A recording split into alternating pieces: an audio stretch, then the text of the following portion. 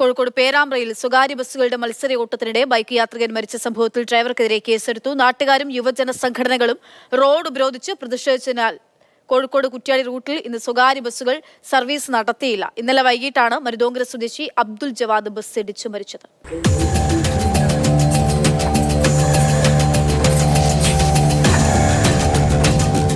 കോഴിക്കോട് കുറ്റ്യാടി റൂട്ടിൽ സ്വകാര്യ ബസ്സുകളുടെ മത്സരയോട്ടം സ്ഥിരം സംഭവമാണ്.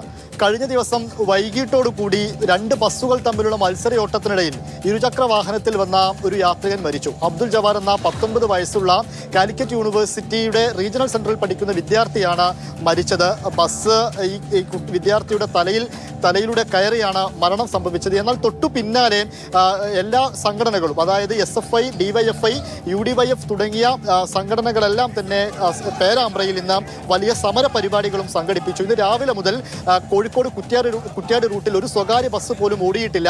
അഥവാ ഓടിക്കഴിഞ്ഞാൽ ആ ബസ്സിനെയെല്ലാം തടഞ്ഞു നിർത്തും, മറ്റു പ്രകോപനപരമായ പരിപാടികളിലേക്ക് കടക്കും എന്നായിരുന്നു വിദ്യാർത്ഥി സംഘടനകളെല്ലാം തന്നെ പറഞ്ഞിരുന്നത്.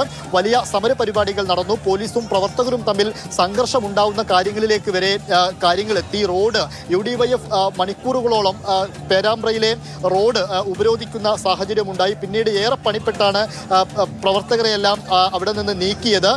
അതോടൊപ്പം തന്നെ ഈ ആദ്യഘട്ടത്തിൽ പോലീസ് അവരുടെ ബസ് എത്തിച്ചിരുന്നില്ല.